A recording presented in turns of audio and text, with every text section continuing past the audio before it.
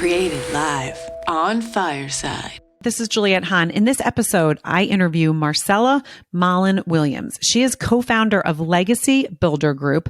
You can find Marcella on the web. You can go to legacybuildergroup.com. You can also go to her personal website, marcellawilliams.com. She is on IG, Marcella M. Williams, and you can find her on LinkedIn. You can find her really anywhere at Marcella Williams if you look it up. Mollon is Mollon. We had such a great conversation. We could have went on and on and on. You guys know I love bringing stories.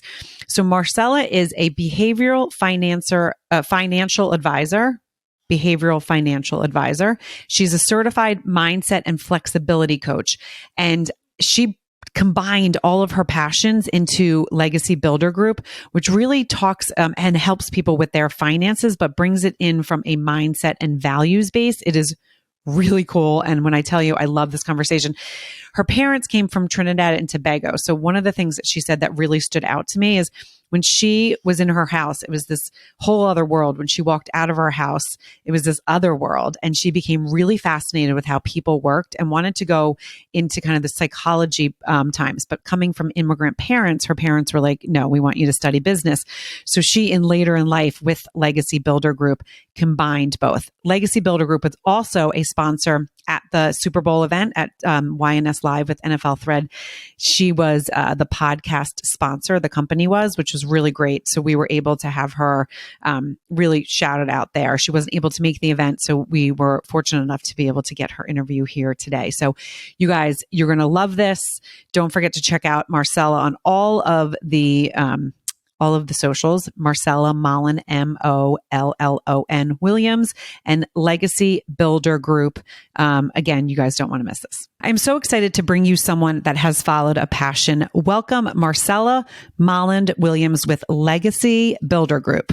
Hello, Juliet. Thank you for having me. Yes, I'm really excited. The thing that's exciting is that you guys were the sponsor for the podcast at our Super Bowl event, and you weren't able to make it to the event. So I said to you, we got to hear your story, because I hear that you have a really great story of how you founded the company.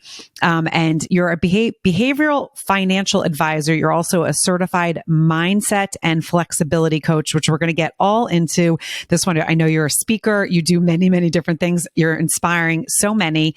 People can find you on your Instagram, which is Marcella Williams. They can also find you on your website, marcellawilliams.com. They can find you on LinkedIn, and that's Marcella Mollon-Williams, and Mollon is Mollon.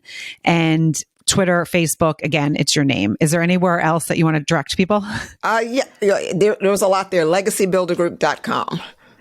That's right. And Legacy, of course. I was going to put that in the beginning, and then of course I forgot that here. So Marcella, if you can what I love to do for my listeners is kind of just take them through a little bit of your background, where you grew up, and then we'll really get into the story of, your pivots throughout life. Yeah, sure. I grew up, I always felt like I had this dual life. I grew up in a home with Caribbean parents. Both of my parents are immigrants from Trinidad and Tobago. I was born in Trinidad and Tobago. And then I came to this country when I was very young. And then got my citizenship when I was in college. But throughout life, it was like I grew up in Maryland. So in Prince George's County, Maryland. And I lived in Trinidad in my house, and then I walked out the door and I was in America. And, I think going to school, and one of the things I remember so clearly is that how much I loved culture. I lived in a very diverse community, diverse school, went to a diverse church. And I grew to love culture so much. And at a young age, I so appreciated the things that made me different. Whereas I think a lot of kids struggle with, I want to be like everyone else. I so appreciated all the cultures that were in me. And it made me different. And I liked that. And it's funny. I love that you said that, because there is, right, certain people want to kind of stay and beat to their own drum. They want to not have a different name where people are like, wait, what is that? And when you brought that up, it's really funny, because my name is Juliet, and there was not one other Juliet. And I loved that. I was born on my birthday's Christmas. And so people would be like, oh, that's so unique. That's so unique. Now, on the flip, I am dyslexic. So school was really tough for me. And so there was parts of me that I loved to stand out, but then there was the parts that I didn't want to get called on. So how do you kind of mesh into that? So I love that you had this really big culture in your house and that you kind of loved and embraced it. Now, do you think that came from the way your parents raised you, or do you think that was kind of something innate in you? Most definitely the way my parents raised me. And there was a part of it that was innate with me because I was definitely a different kind of kid that stood out throughout my life. It was very different. But my parents had so much pride in not only their country, but in their family. The rich family and all the love that came. I mean, my mother was one of 13 kids. So I have a huge family. I have 40. I stopped counting at 40 first cousins. I just stopped counting. But I just had this huge family. And so there was so much in the food and the music, and it was constantly played and ate in our home. And so I think my parents' love for culture and other cultures definitely was instilled in me. I love that. I love that. So when you decided to go to university, where, where was that path? Where was that pivot?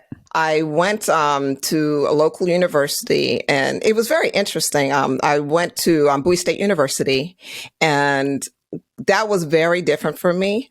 Bowie State is actually a historical Black university, and that was the first time I was really introduced to a culture that I look like and people actually thought I was a part of, but I was adopted into when I got my citizenship in college. And I learned so much there. And again, for my love for culture, it really grew even in that environment.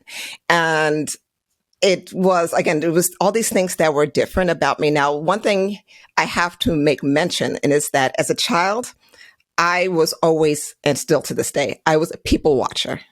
I watch people. I love watching people. I've been obsessed with behavior my entire life. And basically, what is it that makes people do the things they do?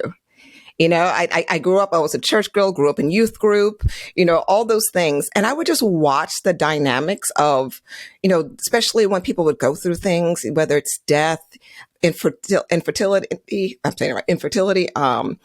miscarriages, and just watch how the traumas people went through and how they would respond to it, how it matched what they said they believed or didn't believe.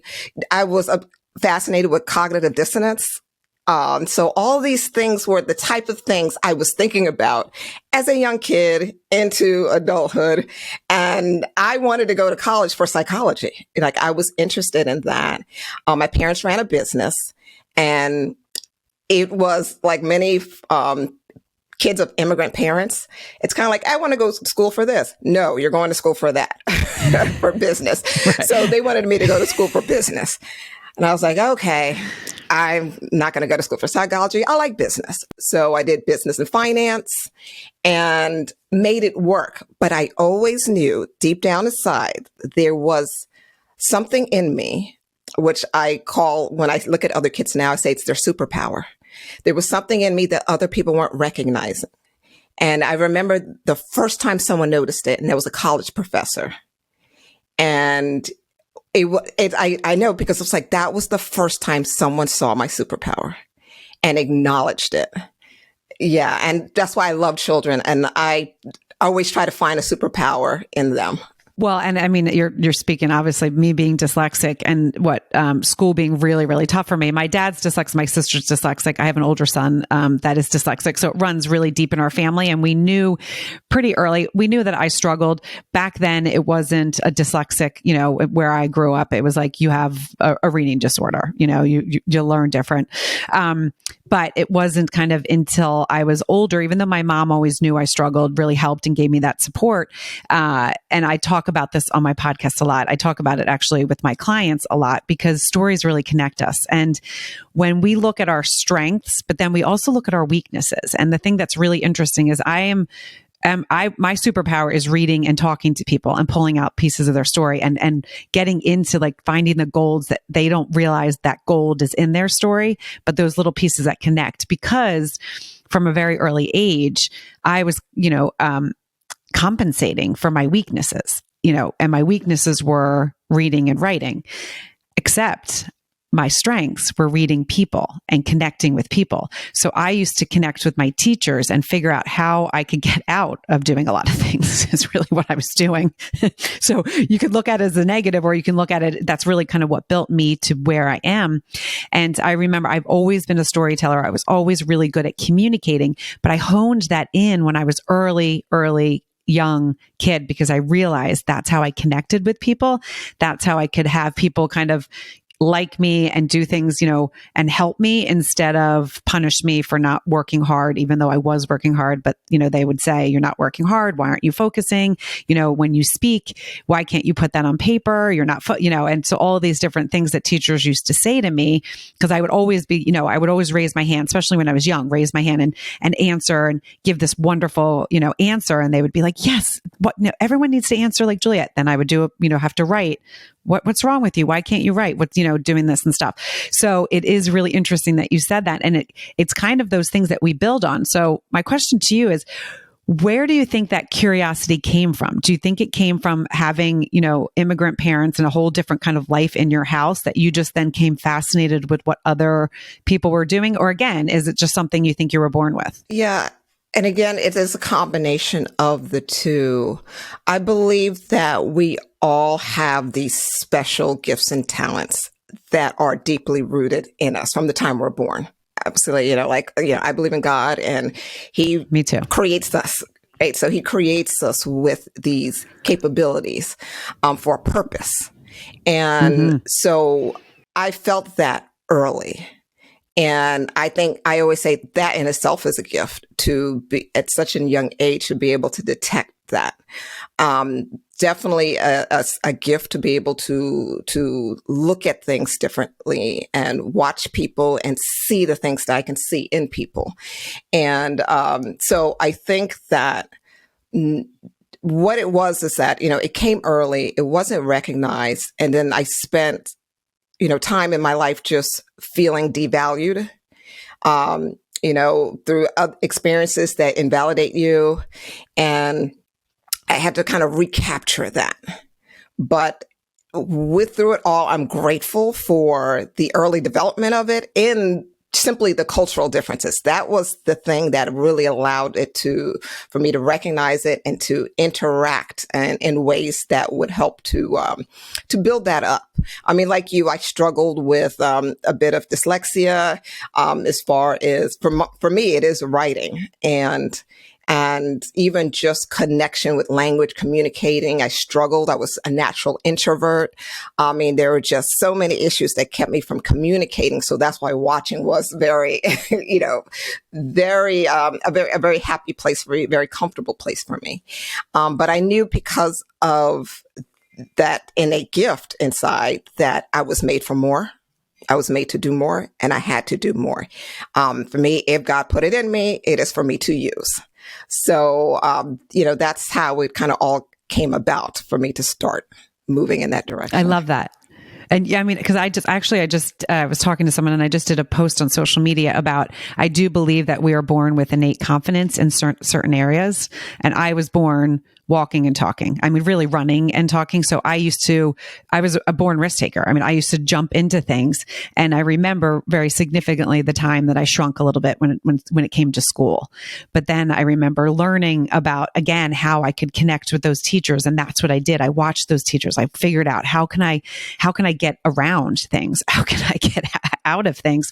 But it was really interesting. If I wasn't born with those innate confidence at an early age where I knew, like, athletics, I really was gifted in athletics. I was probably better than most of my peers, where I was at the bottom of my class for education, but at the top for athletics.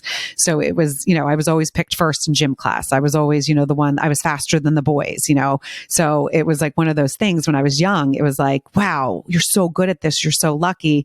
But then I would look at class, the teacher would be giving instruction and I'd be looking around being like, how is everyone taking their paper out and what are they doing? I don't understand. And I remember that very significantly, not understanding and just sitting in class and looking around as school even got harder and harder and be like, this is crazy. How, like, it's just a different language to me. But because of that, where I compensated and then got my strengths really got even stronger because of my weakness. Yes.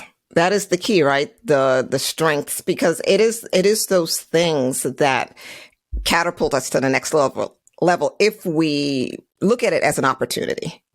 And allow ourselves. Like you said, and allow ourselves to use that opportunity to build on. So, yeah, I love that you said that. And I mean, I also think, I also talk about the failure stuff, because I was failing so much that I really was like, I didn't even skip a beat. My friends would be like, oh, I got this on my test. I always had the friends that are like, I failed that test. And I'm like, did you really fail the test? Because I got a 30. And they're like, oh no, I got a 90. And I was like, right. Don't say you failed the test unless you really failed.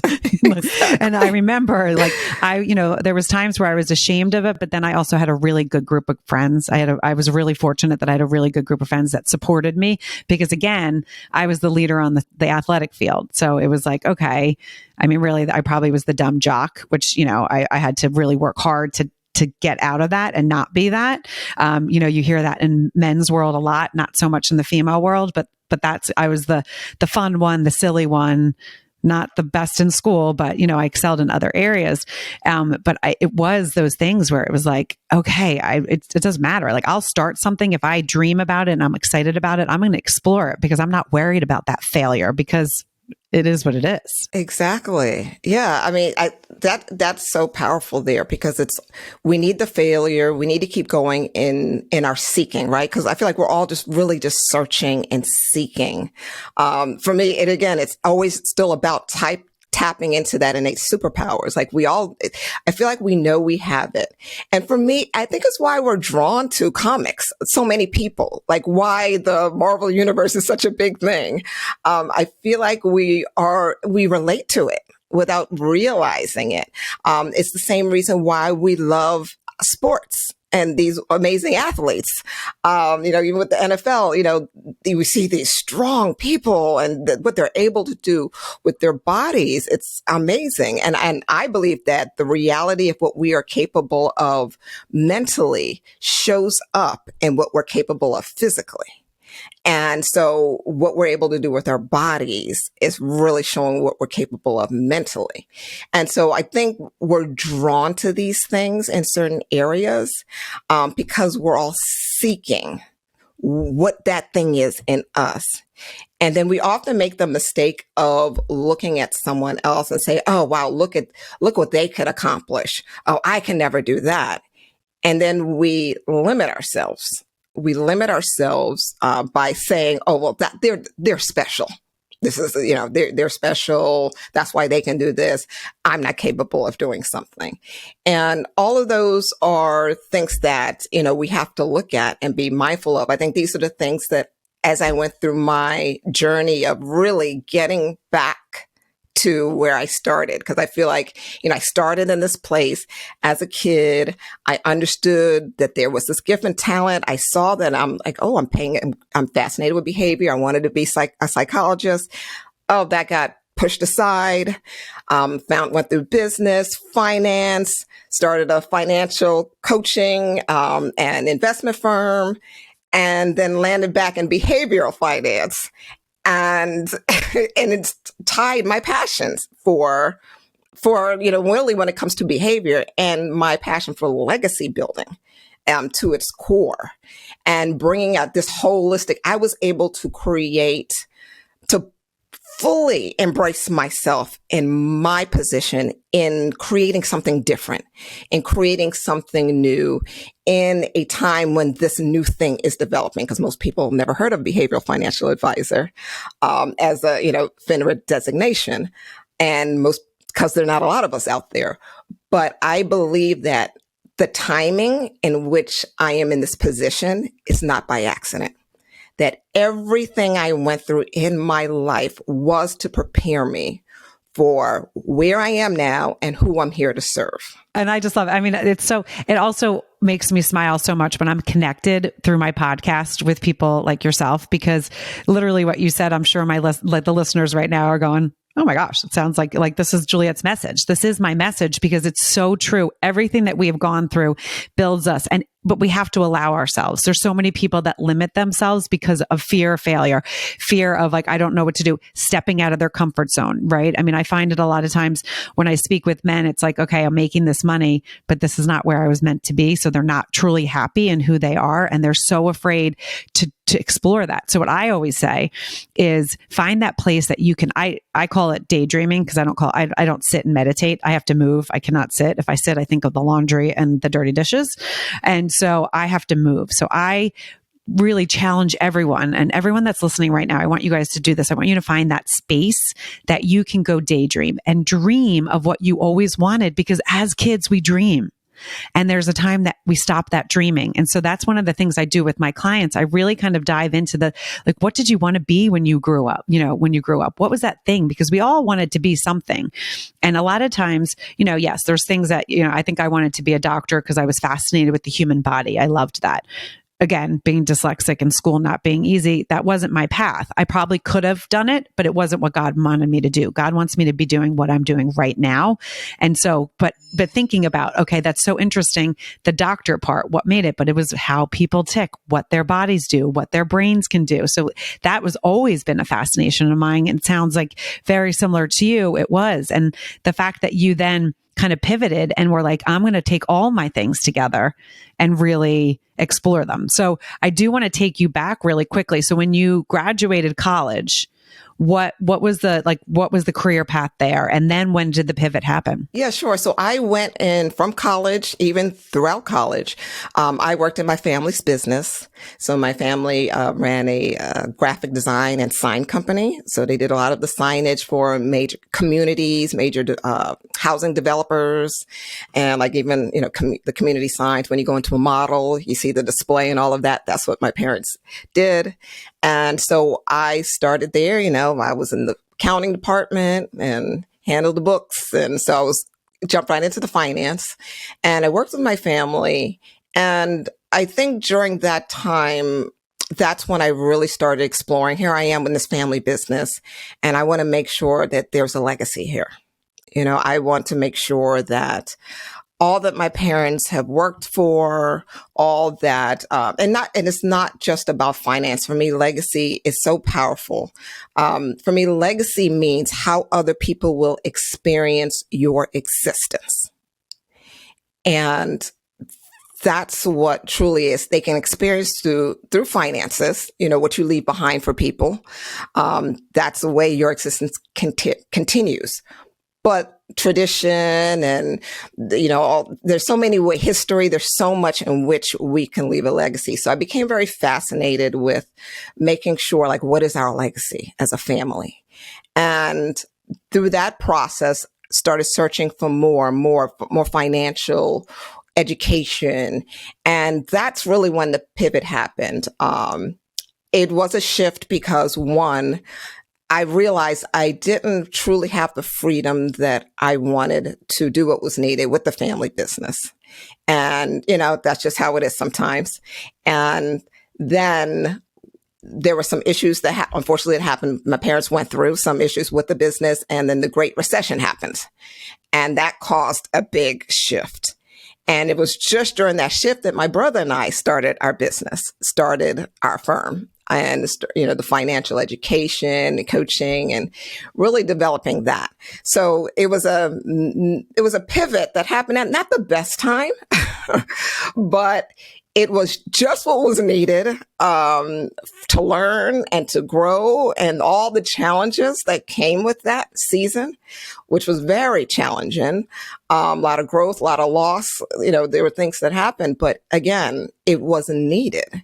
Because I learned so much. I learned so much about people, about myself, what I can handle, what I am capable of. And again, and then learning from people during challenging times, the fears that the money fears that people have and they're going through.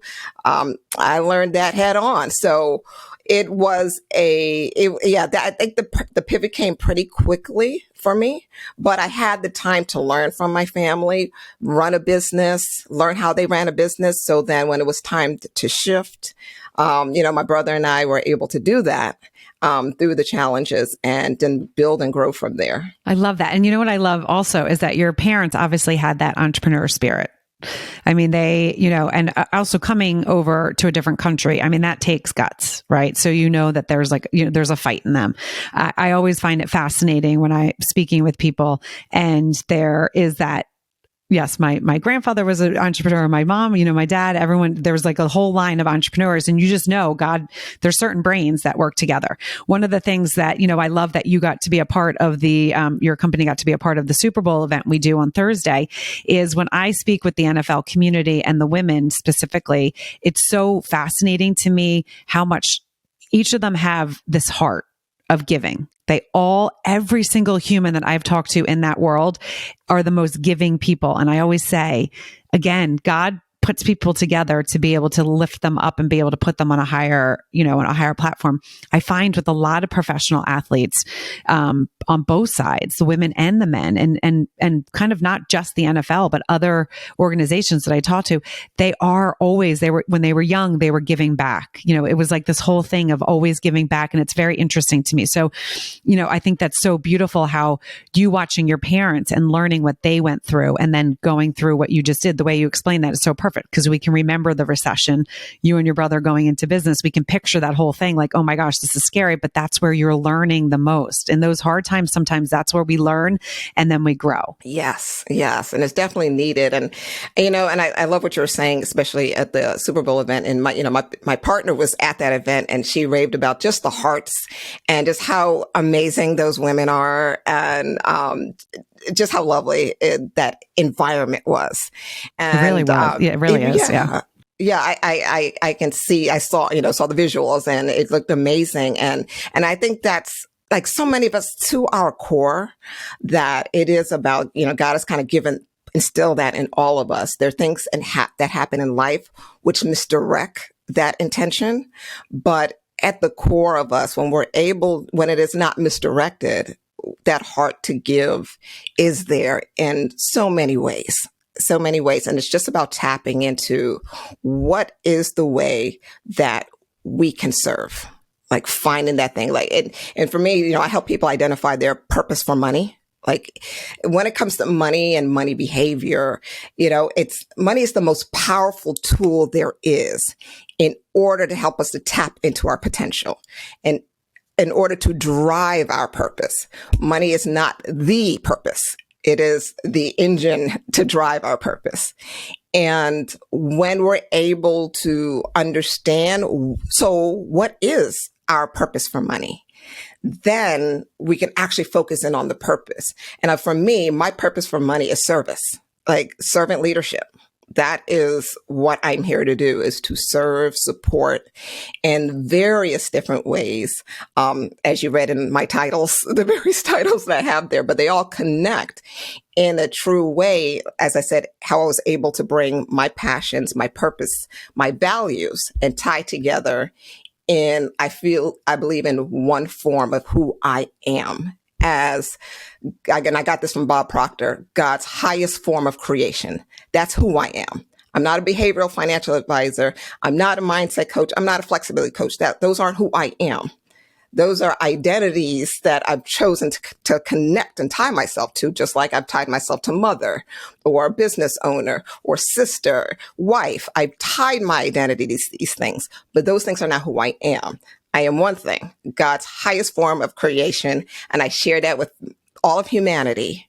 And then from there, I can consciously decide my other identities so that if any of those go, I'm not lost in any of that, but I'm always holding steadfast to who I am. That's so important. And it's so important also, with the community of the NFL and any kind of athletic community, because that's what they do their whole lives, right? The men play and they play to a level. And then when they pivot out of the leagues, whatever league they're in, they lose their identity. Yes. And it is such a traumatic, hard time. And we talk about that on the podcast. It doesn't matter how strong your mind is. you're going to go through something. And if you don't have that support system, if you don't have people rallying around that understand what you're going through, and if you don't talk about it, it's going to get you. I mean, you're going to have demons that are, not good. So I love how you just kind of played that out. I would love to know, like, if someone right now is like, okay, I feel like I need, Marcella, when a client comes to you or a potential client comes to you, how do you kind of explain? And I know you just did now, but a little bit more in depth. Like, if someone's like, okay, I'm sold, I want to be a client. What does that look like in the beginning stages for them? Yeah. So again, our purpose is to help people to develop the behavior to build their legacy. So we believe in a legacy pre-gaming approach. So, the athletes could identify to that pre-gaming routine. We all have these different ways before they're ready for the game. And I believe that we need to take that approach before we're ready to actually implement our legacy practices. There's so much more. Or else, with that process, if we just look at things as, oh, I just want to leave an inheritance. This, it's just all about money. Well, we've seen what money can do to people. We're all aware of that. And you have to understand, well, why isn't money ruin some people? Especially when we have children and we want to make sure our kids aren't ruined by money, So it's like, well, why is it some people able to thrive and why aren't others? And I believe that is because the preparation was set up so that they can thrive. And so what we do is we start off with understanding your values. Our holistic approach to financial planning and coaching is about understanding, like I said, your purpose for money and your values. And everything is built upon that. So whether it's a husband and wife coming to us, we're working with you with understanding first individual and then as a unit. What are you building this foundation on? And then from there, there's a process of coaching and educating so that you are, like I like to call you are the chief financial officer of your household.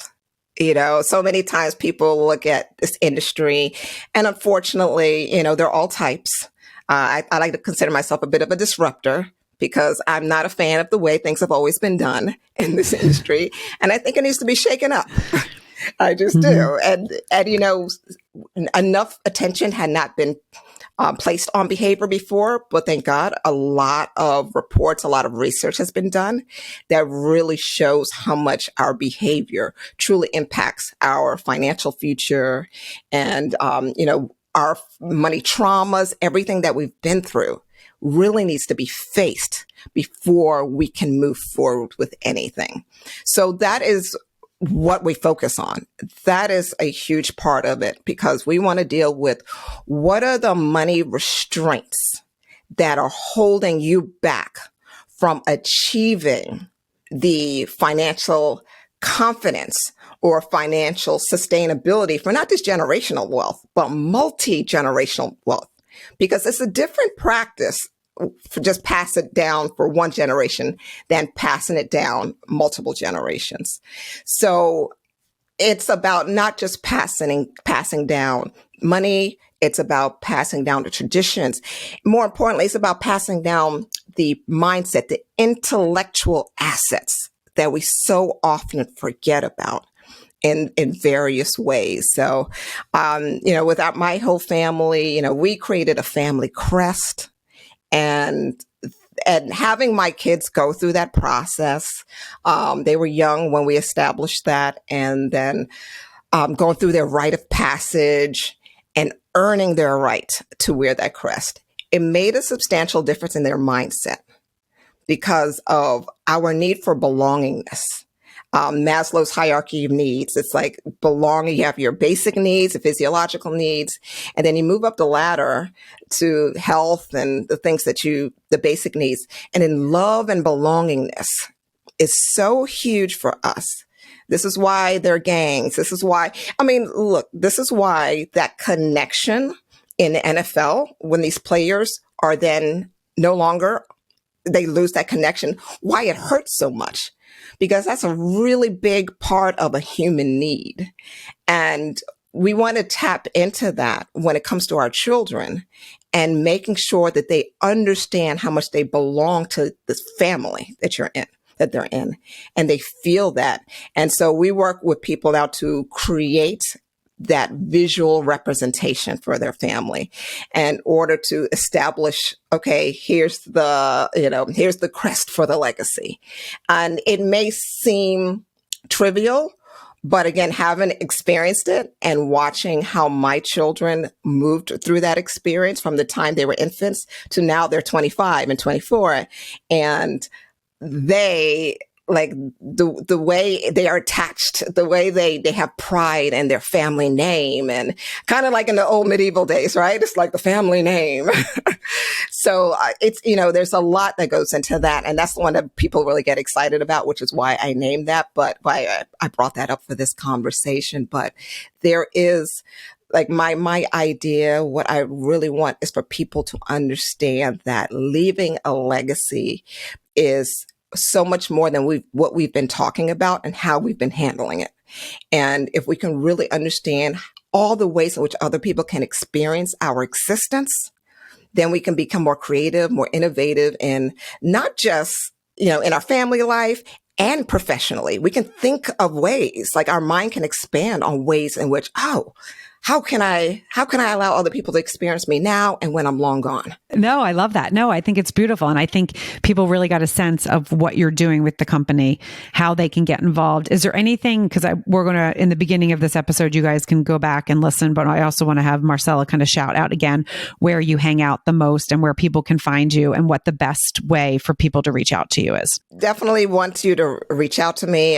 Just, focusing on behavior. And I think the biggest thing I definitely want to leave with people understanding is that, everything every day is an opportunity to build your legacy.